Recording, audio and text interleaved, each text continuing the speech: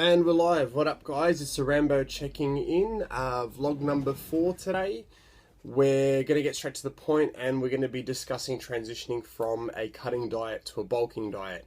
Now, this is where a lot of athletes, a lot of lifestylers, a lot of competitors, they sort of ruin everything, ruin all their hard work, all really just at the excitement, I would say. Of going into higher calories, higher carbohydrates, being able to be a lot more flexible with their foods. So I'm going to introduce the topic of reverse dieting to you guys today. Now, a lot of people seem to be misinformed or confused, or they haven't heard about what reverse dieting is. Basically, you're looking at incrementally increasing the amount of calories that you consume on a weekly basis. So let's go to the hypothetical example that I like to use, which is a 2,000 calorie per day diet, and that's at a 500 calorie deficit. So that's assuming that maintenance is at 2,500. Let's continue with that example, and let's say that you wanted to go into a 500 calorie surplus in your bulk, which would put you at 3,000 calories. Now, it doesn't make sense to overnight go from 2,000 calories per day to 3,000 calories per day, cutting to bulking. There needs to be a transition period in between the both of them, which basically allows you to keep your conditioning. It allows you to also stay disciplined, stay accountable. Now, basically, reverse dieting works in the concept where you may, for instance, go at a 10-week program where you go from 2,000 calories to 2,500, deficit to maintenance. Now, you might increase your calorie intake by 50 calories per week. This basically has a few advantages. Keeps you accountable and disciplined. So if you were successful in your cut and you were happy with your results, you were definitely doing your cardio, taking your meal prep seriously, you were calculating your calorie intake, your macro intake on a daily basis. So the discipline remains.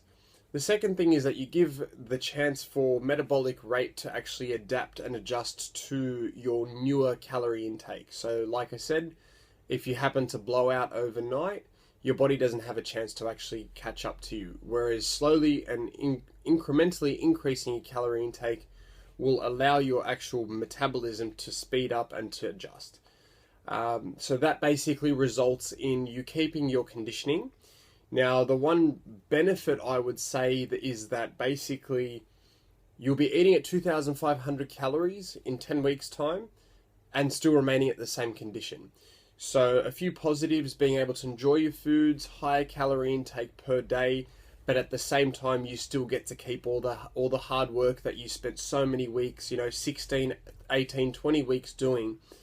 And that basically sets you up for a really good bulk as well. Now, you can choose to continue on to your surplus, with the concept of reverse dieting. Again, it's a slow and tedious process, but having said that, the best advice I've ever received is the less damage that you do, the less damage that you have to undo. So that doesn't mean that, you're going to go straight into a 3,000 calorie diet and then all of a sudden you decide, okay, bulk is over, it's time to cut again. Let's just do something drastic and extreme. Let's up my cardio. Let's drop calories, so much because I've put on so much body fat. So think of your long-term goals. I assume that all of us will be lifting for quite a while, few years to come. And basically that sets you up for the future where your metabolism is adaptive, your conditioning is still there. Next time that you go onto a cut post-bulk, you actually get the benefit of enjoying more calories even though you'll be in a deficit, of doing less work in terms of, slogging it out on the treadmill, cutting out your carbs, all these things that we tend to do. So there's a few advantages, future goals, doing less extremes. Also in terms of your actual training as well, complementing that with retaining strength. So a lot of people tend to lose muscle mass, not necessarily because of the fact that they go catabolic, which it does exist, but I think that a lot of people lose their muscle because of the fact that they're just simply not able to have the same volume in their sessions, the same weight, the same strength. So you'll still be able to get good pumps, enjoy your sessions, feel strong, feel solid, feel good. And basically, you've got to really think of those people who stay conditioned all year round, who look good all year round. I guarantee that a lot of these people do reverse dieting because of the fact that they see 12 months ahead. And as I said, the discipline is there. It's basically more so about the long-term journey rather than I've got something to look good for in 16 weeks. If that's your style, so be it.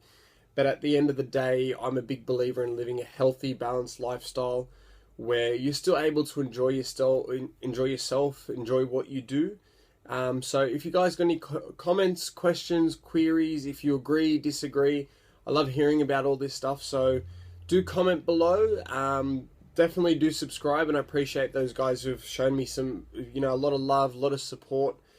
Check me out on Instagram as well, links in my profile. And if you guys have any particular topics you want to discuss as well, hit me up. I'm always keen, ready to go. This is Rambo, checking out.